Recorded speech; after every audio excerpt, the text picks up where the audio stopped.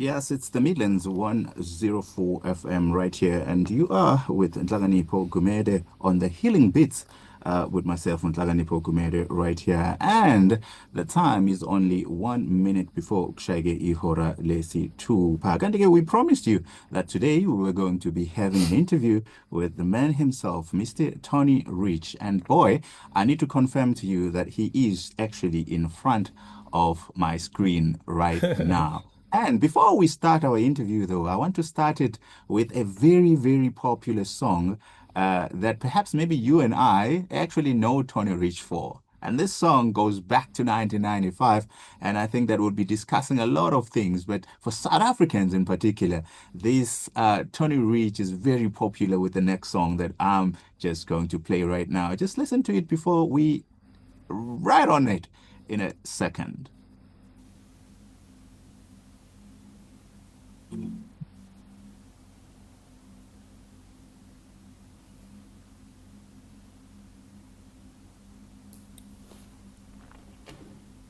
Be here right now.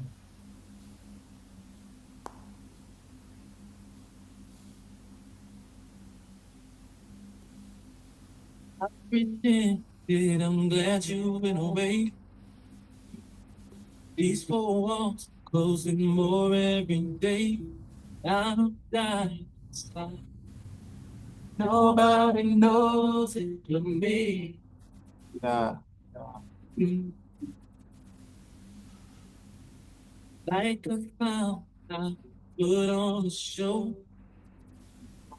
Pain is real, even if nobody knows. And I'm crying inside. Nobody knows it but me. Why did I say things I needed to say? How could I let my pain to me away? Now my world is changed.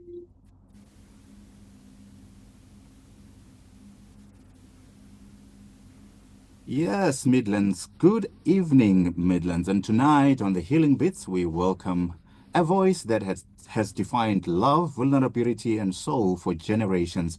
From the timeless melodies of words to songs that have become the soundtrack of love stories across the world. And right here in South Africa, this artist has given us music that doesn't just play, it heals.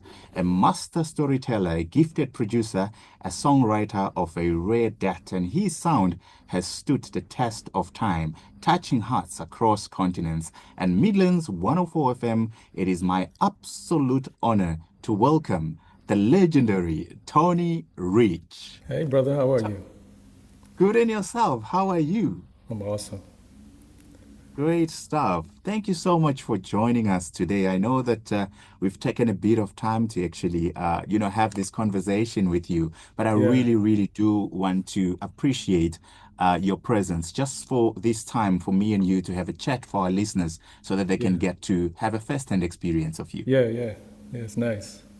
I love it. Thank you so much. I hope that I'm actually clear and our listeners are actually able to listen along. And of course, we're not going to take much of your time, and we wish to appreciate you all the time. And I think your music, Tony, has traveled far and wide, even in South Africa, where people have loved your music, they've cherished your songs for decades now. And Yeah. I just want to know, how does it feel for you to know that your music has actually touched so many hearts around the world? I've always said that when it comes to what I do as a songwriter, I've said this for many years that what amazes me about the art of songwriting and then releasing music is the fact that once I like when I create music, I'm creating it to sort of like express what I'm feeling or what I've gone through or what I'm thinking about. And then I go through this process of like capturing it in the recording form. And then once it's released, it travels places that I may have never gone to, may never go to, or and then it touches people that I may never meet. And I remember I remember the first time I went to South Africa. I was in Johannesburg actually. This was in Wow. 2009, and what one of the most amazing things was the autograph sessions after each show was like 2 hours, And I Cool. realized in that moment, it's like, wow, like my music has been in South Africa, moving around, touching people, playing, and I hadn't even been there yet. So Wow. it feels good to know that the music reaches and does what it's supposed to do and what it was intended to do, you know? And that is to help people not feel alone in whatever it is they're going through, you know? Awesome.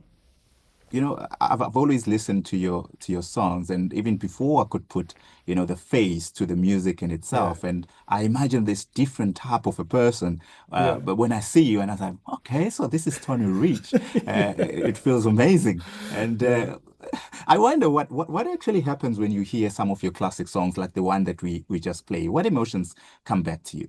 Well, for me, what has happened, because, when I started out like doing songs for other people, but once I decided to do my own record, the connection, like once I started reading fan mail and people were expressing to me what the music meant to them, I just felt like, okay, I'm doing my job and my service as it relates to being honest, quite honestly. Because when Mm. I'm doing music, that's what I'm doing. I'm just being honest about how I'm feeling or what I've gone through or what I'm inspired by. But it's a beautiful feeling. Like when I hear the song, especially like when it's in this day and age of the internet, Instagram, and all that, because I'll get these posts from people where they're singing the song, they sing along to the song, or they'll tell me like, "Man, this really helped me through a time in my life," or "This really helped my mom," or "This made me feel understood."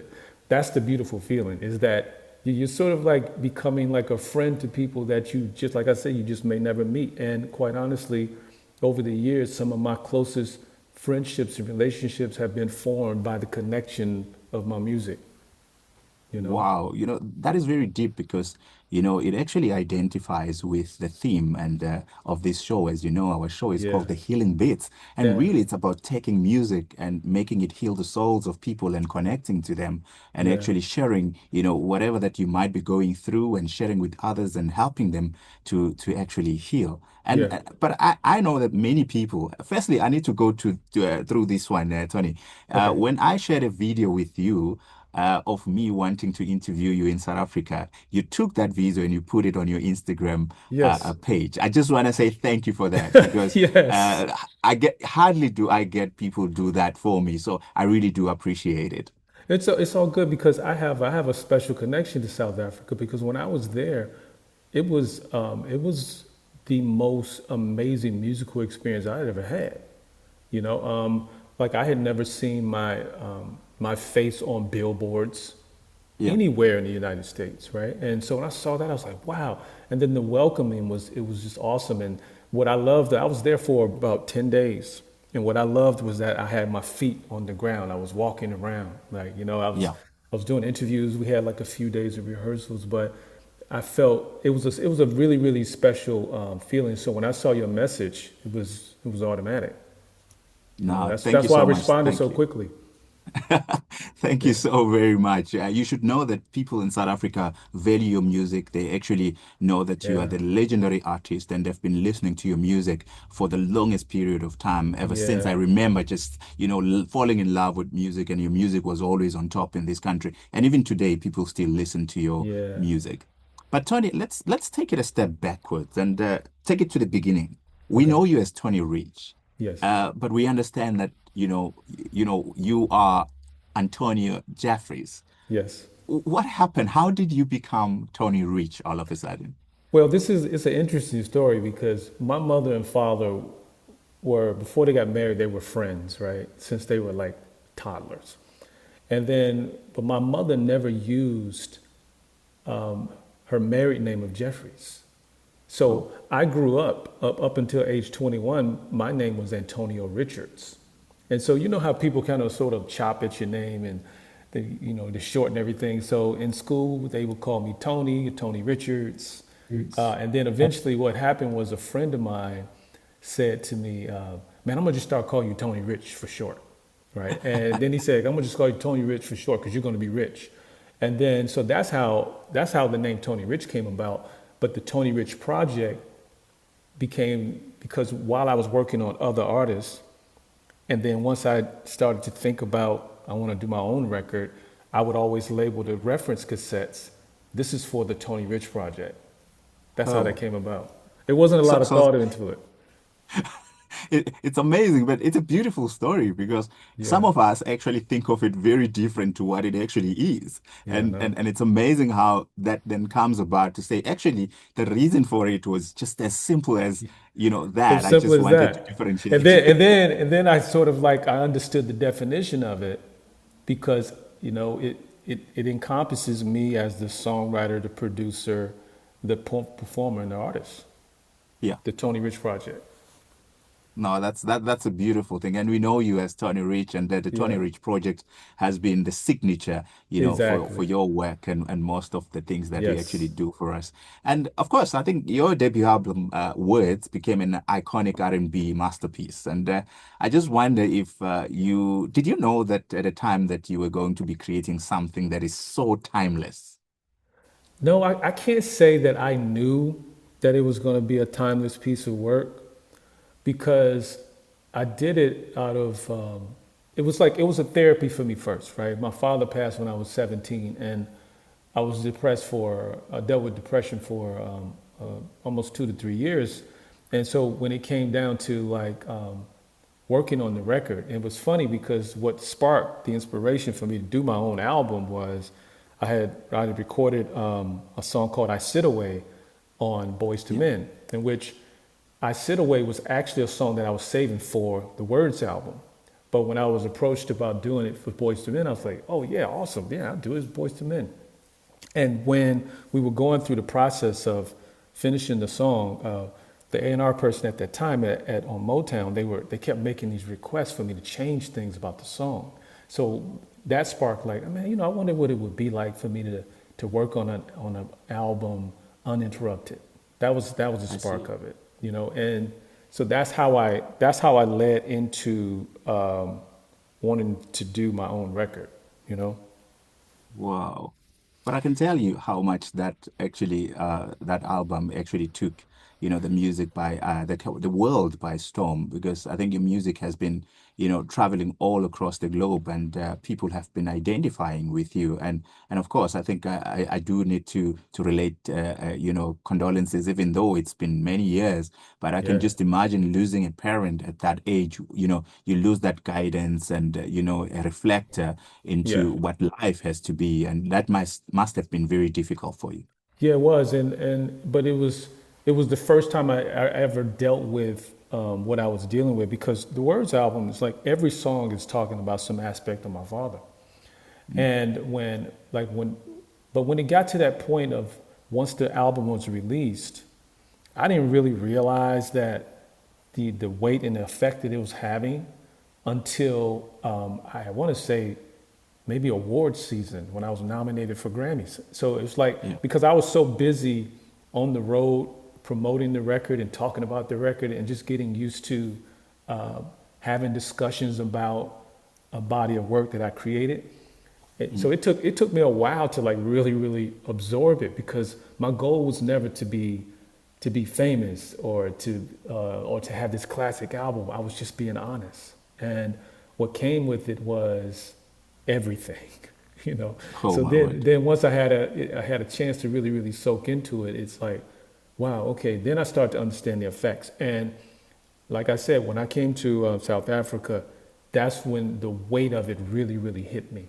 Because before I Sure. stepped out on stage, I heard the audience, the cheers was so loud, it was rocking the building to the point where Sure. I looked behind me and I said to my drummer, I'm like, who are they screaming for? Is Michael Jackson standing behind me? But it was amazing. It felt so good that I even went out into the audience and I was Oh my singing word. in the audience. It was beautiful. So I Oh didn't know. man. I did not know it was going to be as classic as it is, but it is, and I appreciate it. Oh man, that's a beautiful story. What is amazing me is that you are able to reflect on your time that you actually Yeah. spent in South Africa, and I think that is going to stick in the minds of most South Africans to know that the South African community and the music and your Yes. music in particular, they've loved it so much, and I can guarantee you, every time your song plays, Yeah. everybody stands up and do some jamming in there because they Yeah. Yeah. understand that music all the time. Yeah. I think it was like before the first show I was, because it was at the Gold Reef City Casino, and I was getting ready to walk down to the theater because it was just a walk away from my room. But someone came to me and said, no, no, we have security going to take you around the back. I said, no Yeah. need for that. Because I never hire security. I said, there's no need for that. I like to be amongst the people. It's all fine. I'll just walk down there. They said, no, no, no, no. You don't understand. You can't just walk down there. I said, yes, I can. They say, no, please. So, but it was beautiful. It was a beautiful time. I promise you, it's the most memorable moment. And I've had some great moments live performing, but not like South Africa. No, Tony, we can't wait to have you back in South Yeah, Africa. If not this year, next year, anytime, we would it'll like happen you to again. I'm be certain of present. it. Yeah, I'm certain. Awesome. But Tony, when you look back, what were some of the biggest challenges that you faced breaking into the industry? The biggest challenge is not first and foremost. The biggest challenge breaking into the music industry is the not knowing how you're going to break into the music industry, right? And Mm. I didn't have a clue, but what I did, because look, I was a person at a very young age. I believed in speaking things into existence. So I would always say what was going to happen. I just never said how it was going to happen. But the Mm. challenges were, you meet people and they say that they're going to put you on in this situation and it doesn't happen. Like I probably had like 6 disappointments before I actually got put on. And it was by Oh, way of two guys, Tim and Bob, these producers out of Chicago. They were just passing through Detroit and they heard my music and said, man, we're gonna link you up. We're gonna hook you up when we get to Atlanta. We're going down to Atlanta. And it was funny that they said that. It was before I met them. I used to always tell my mom, I'm moving to Atlanta. She says, who do you know in Atlanta? I oh, said, I don't know. That's where I'm going. And then I meet these two crazy. guys on their way there, and they actually did. Like a year after I met them, they actually called me, and then they introduced me to Pebbles. Pebbles introduced me to LA, and then that's how I got started. Oh, my So word. those were the challenges occurred for me. That what that first set of challenges occurred for me in Detroit, and then once you're in the business, then you start to experience some different types of challenges. I see. I Yeah, see. I think that those challenges actually became an experience for you because then it taught you how to navigate the industry moving that's forward. true.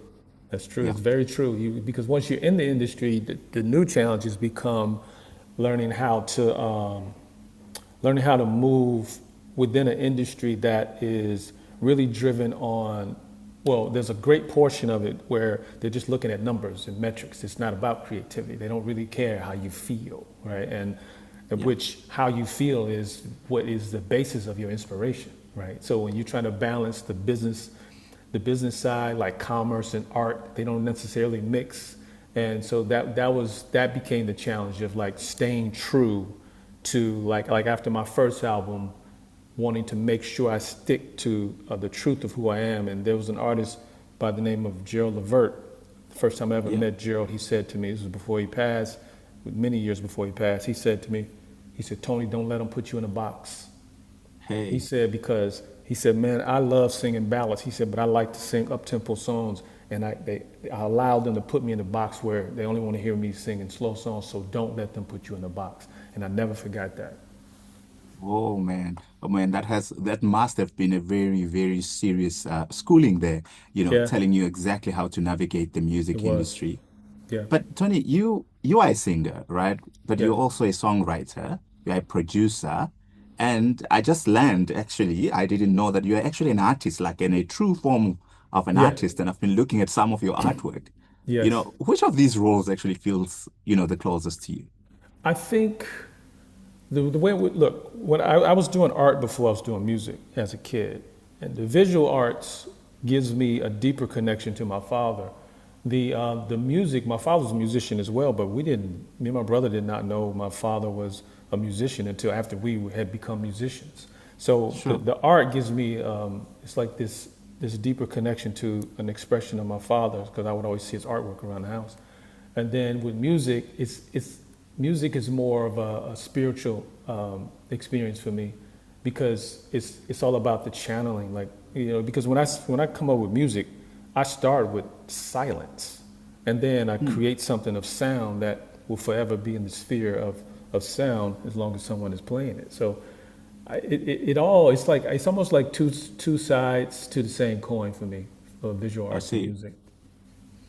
That's brilliant. But it also then, pushes us to the next question. Okay. As a producer and a songwriter, how do you balance this thing of being creative for yourself versus being creative when you actually do music for other people? Because you just mentioned that you wrote a song. I sit away Yeah. for Boys to Men, and I Yeah. actually didn't know that. And Yeah. I know that you've written quite a lot of songs for other people. Who are Yeah. some of the artists as well that you've written songs for? It's not a whole lot, but because I was very, very selective. I did I did Michael Bolton, Aaron Neville, Tony Braxton. Like on Tony Braxton's second album, Secrets, the first song is I wrote and produced that song. But it's like when it comes down to also Pebbles, I did some work on her as well. I did some remixes for.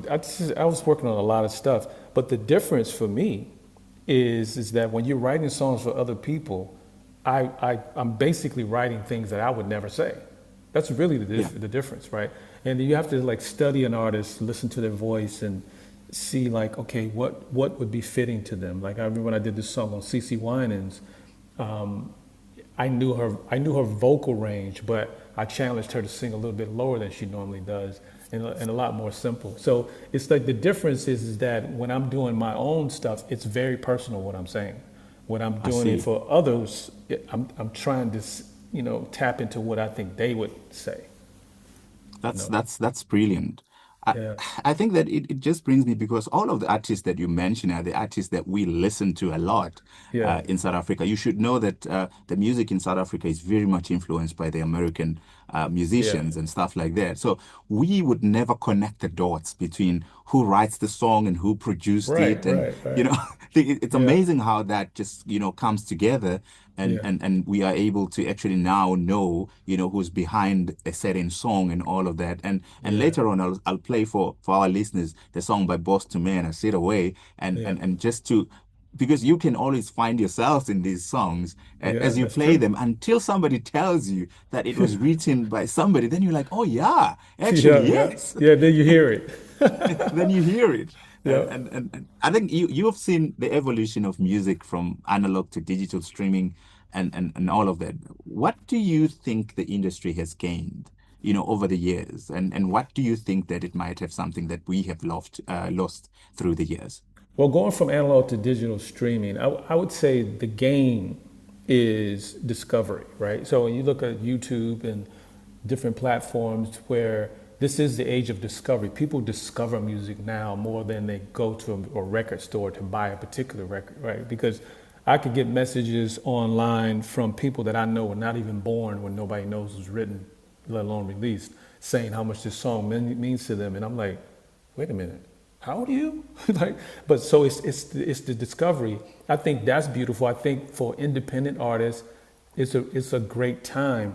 The loss is that a lot of artists in the streaming era they do not know what it's like to sell a unit, and Yeah. that's a totally different feeling. Like when I put my first album out, like there was you knew when you would go gold or platinum because they would tell you, hey, we're moving 75 to 85 or 100,000 units per week. Yeah. So that was different. Even down to like plays. Like my brother Joe is actually the writer of Nobody Knows, and when he won most performed song of the year for like 4 years straight, and guess how many plays? There's only 7 million radio plays, and in this Oh day my and age in word. streaming, you have to have 175 million to even make some noise. So I can see. when you're shifting technologies, it's always a gain and a loss. But that's what I think. And it's like streaming does not, it's not friendly to the creators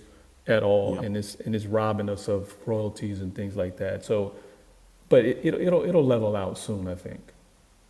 Awesome, awesome. That's a great narrative of actually what is actually going on because True. music needs you to be in contact with the people most of the times, and that's when Yes. you relate a little bit more with them. And Yes. I just wonder, I was watching that interview that you had with Sean a few months ago, Yeah. and there was a conversation that you guys had, Yeah. and you spoke about music back then, which is your music versus the music today. Yeah. And Sean was tempted to say, no, we're still the best. What do you think about that? Look, I agree with what Sean was saying 100% because what we were talking about was the 90s era.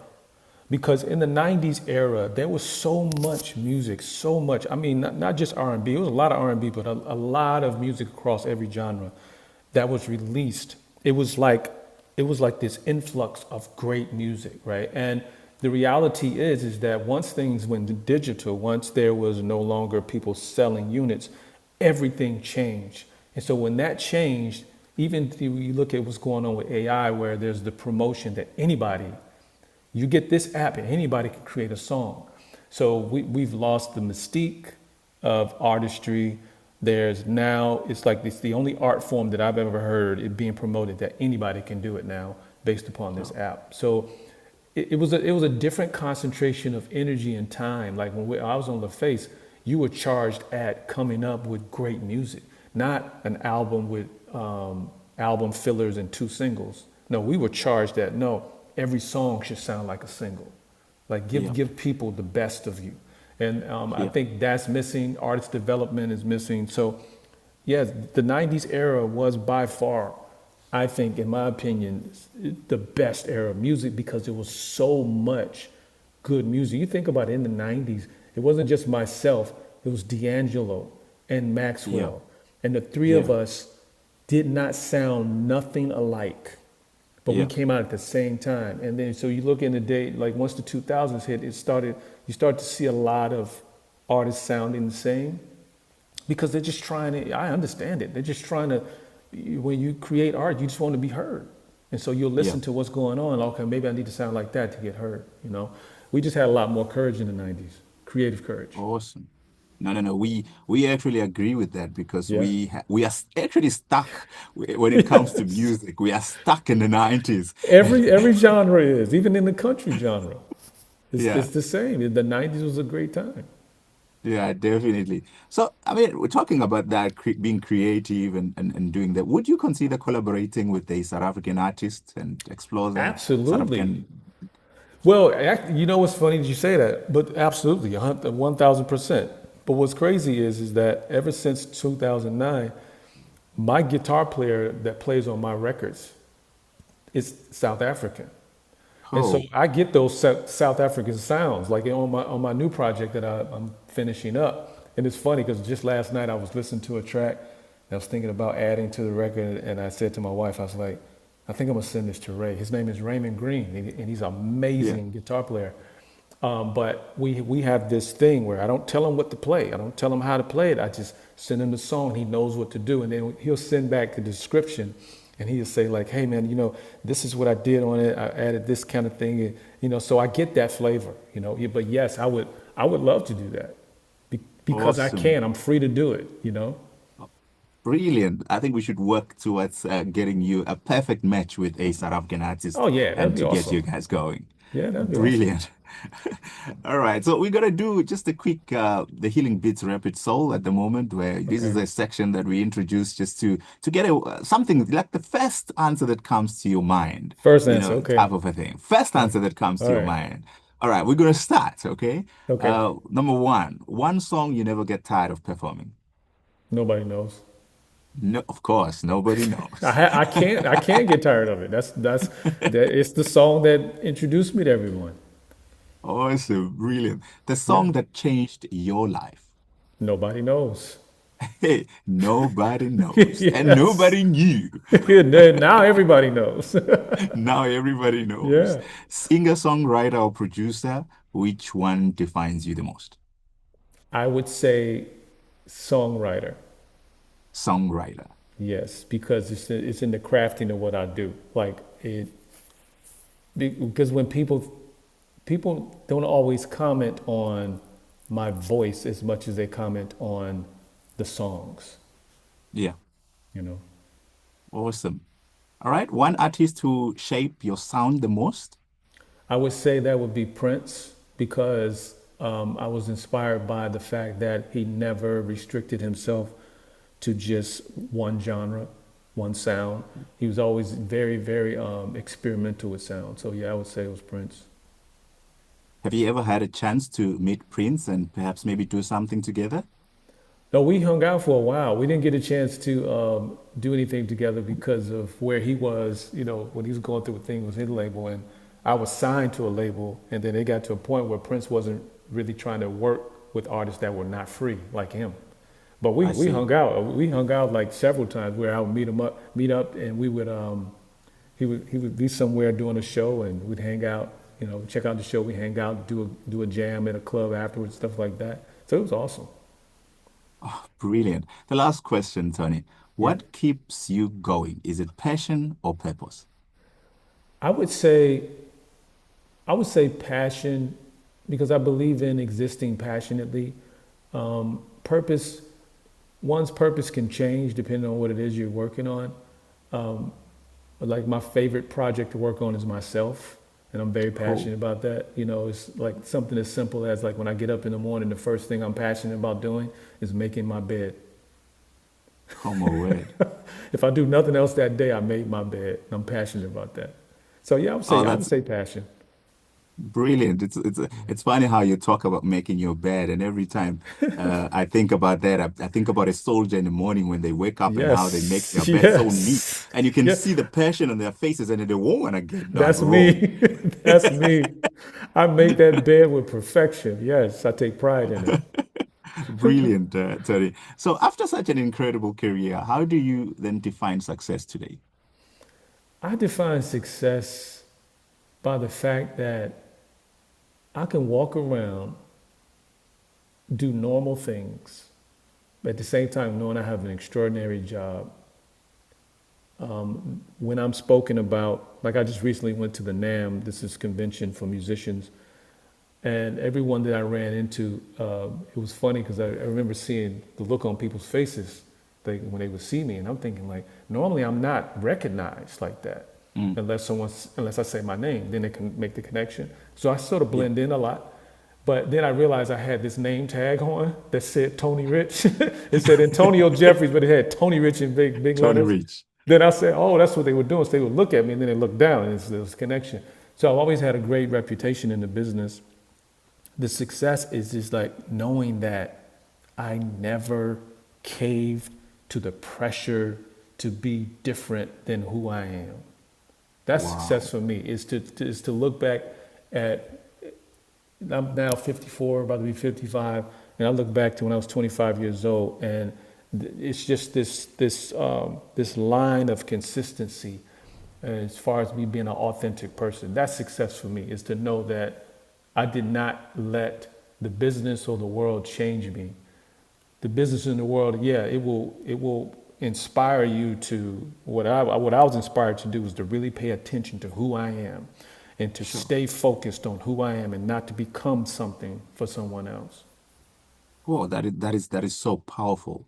Yeah, It just brings me back to that question again because I work also in the space of the health industry, and, yeah. and and I'm looking at you, and you're looking so young and fresh, and yet you've been in the industry for a long time. What Yes. type of appeal do you take? No, I'll take a pill. You know what it is? Like what I've been a vegan for over 30 years. I just do like functional exercise. I keep my stress levels to a minimum, just, the basic stress you need to do anything. But, and at the same time, I really always surround myself with people that I know love me and that I Yeah, love. And so I've never had an entourage or got caught up in, scandal and things like that. Because what's always been important to me is like, you know what, I can't do anything if I'm not healthy, yeah, and so that's really been the focus for me. And love is at the center of, I try to do everything I can through the lens of love. And And that means in loving what I do and loving who I love, and even down to like I'm passionate about cooking, like when I cook for my family, it's like it's a service to me. It's like I Yeah. love to see them being nourished. And it's not even about the fact that I'm cooking. I just want to make sure that they're fed, And so things Sure. like that, that's important to me. Yeah, Tony, to me that sounds very soulful and, Yeah. and just a simple act of cooking that Yeah. connects you with the family to that level where you Yes. actually see that as a service. To me, Yes. that is just it That's blows my mind success. away. That's success to be able to do that. As crazy as the music business is, as crazy as the world is, you think about it, man, we live in a crazy world Yeah, filled with a lot of crazy people that are committed to doing harm. And yet you have all these other beautiful people with good hearts, well intended, with committed to doing no harm. And it just takes us time to connect. Because think about it. How else would you and I have connected if it yeah, wasn't through music, the vibration of yes, music, right? And so I look at that and it's like, this won't be the last time you and I speak because yep, I understand connection. And when I'm connected to someone, it is for a purpose.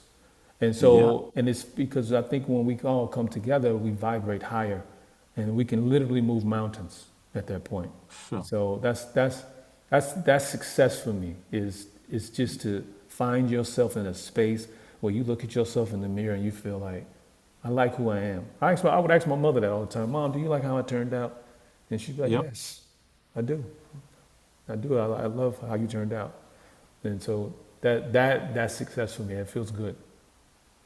Oh, awesome. That is very, very deep. I hope that our listeners actually got that because it is not just what you just said, but it's the interpretation of Yeah. what you just said, how Right. we actually understand that, because it is Exactly. very, very, very deep.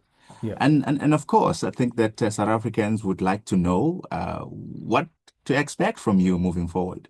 Well, I have a new record that's coming out, and that's going to be awesome. I'm also developing a podcast that's going to be coming out soon. It's going to be a nice discussions. It'll be based around music, of course, but also other things. But so that's going to be a cool extension because, like when I create my music, after I'm done with it, I usually study my songs so that I know that when I get ready to talk about a song, I talk about it as if it's some type of intellectual piece, right? Because Sure. there is a lyrical content to it, and there's like deep intentions behind like the music that I make. Like I program intentions into my songs because I'll Sure. say it, I'll speak into it and say this is going to make people feel this way or make them Oh, my think this word. way. So and I understand the power of that. So that's what I love that. Brilliant, brilliant. Yeah. Tony, we've taken you 37 minutes more than the time that we actually planned for. But I wasn't going to cut this interview because this is probably one of the best interviews that I've had. And I'm Oh, sure our thank you. listeners back at home, they are actually enjoying this, engagement with you. I'm only the extension for them, but mostly the people that want to hear those answers are actually our own listeners who are listening at home and who really Yeah. want to get to connect with you and Yeah. understand what type of a person, what brings about that music that you Yeah. do. So allow me to say, Tony Rich, thank you so much for sharing your journey and soul with us tonight. And your music continues to heal and inspire us, truly living up to the spirit of the healing beats with myself and Nhlakanipho Gumede. And thank you for sharing this time with us. Thank you for having me. I appreciate you very much. We will continue being in charge, but I think that I won't be doing justice if I don't play Nobody Knows by the Tony Rich Project once again as we Yes. move out. So I'm going to Yeah. do justice to that and I'm Okay. going to be giving to our folks. Thank you.